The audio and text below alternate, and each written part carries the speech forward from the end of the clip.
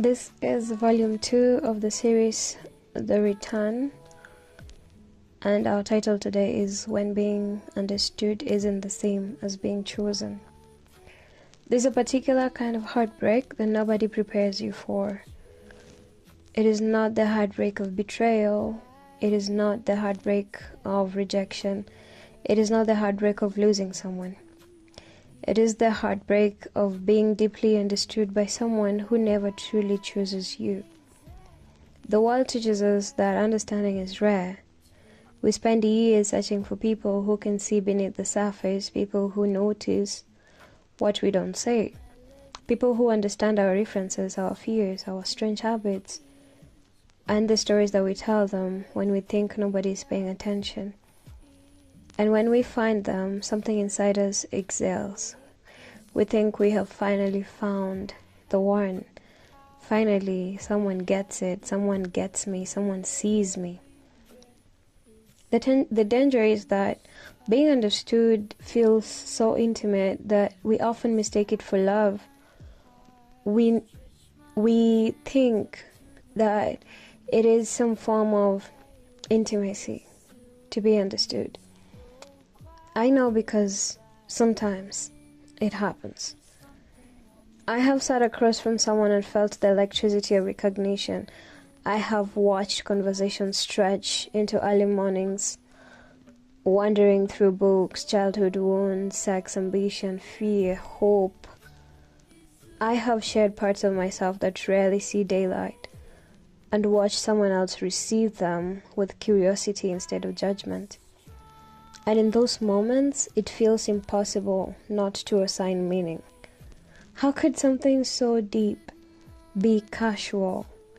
How could someone know me this well and not want me?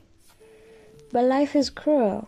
In a way, it answers certain questions. Because understanding and choosing are not the same thing.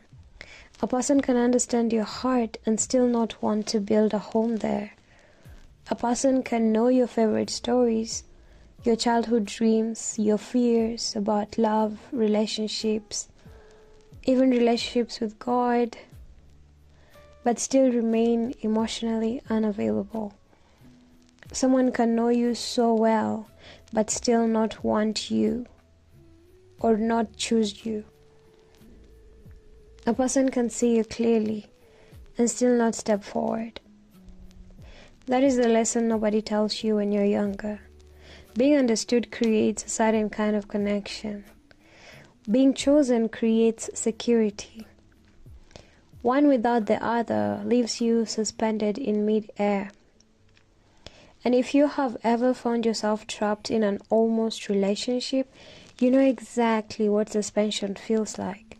Because you're in a territory where you're not allowed to go deeper. There's certain questions your heart desires to ask, but you are just not. There's a wall that is invincible, and you cannot just cross the other side and ask the questions that you actually want to ask.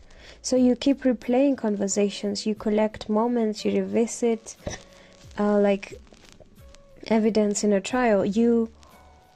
The way that they look at you, the way that you remember everything, every slight thing about them, you start keeping words. Whatever they say is like evidence.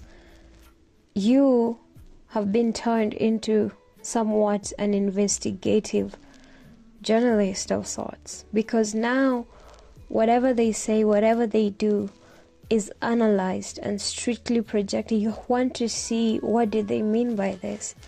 You remember all the small things, the way they opened up when nobody else was around, the way they asked questions that felt too intimate to be meaningless. And because of those moments, because of how real those moments were, you begin constructing a future around them. It's not because you're delusional, it's because you're human. We are meaning-making creatures, so you want to find meaning in every single thing that touches your heart in a certain way. We assume depth must lead somewhere. We assume intimacy is a roadmap. We assume if two people understand each other enough, eventually they will arrive at the same destination. But sometimes they don't. Sometimes one person is exploring while the other is building. Sometimes one person is curious while the other is committed. Sometimes one person is present in moments while the other is present in intention. And that difference changes everything. The hardest realization of my adult life has been this. Chemistry is not commitment. Understanding is not devotion.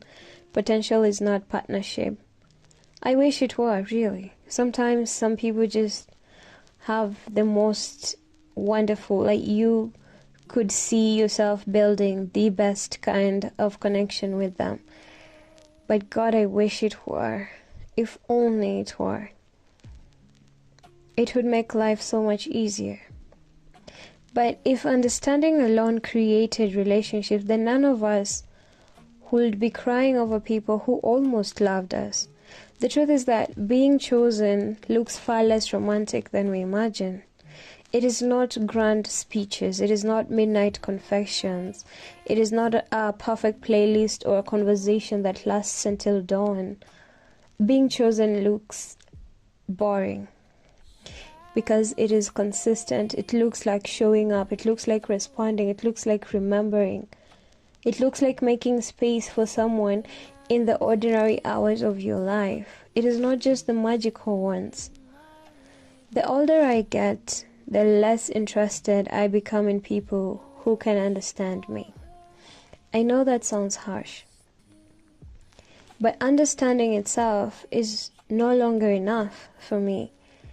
I want someone who understands me and stays. Someone who understands me and chooses me.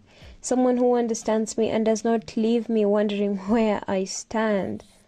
Because while there is beauty in being seen, there is peace in being claimed. And peace is what I'm looking for. Not confusion, not ambiguity, not possibility, just peace. The kind of peace that comes from knowing that love is no longer a question being asked. It is a decision being made every day, again and again. And perhaps that is the real return. Not returning to them, but returning to you. Returning to yourself. To the version of you that finally understands that being understood is a gift, but being chosen is a requirement. And refusing to settle for one without the other, well, that is where your power lies. Thank you very much for listening. See you next time.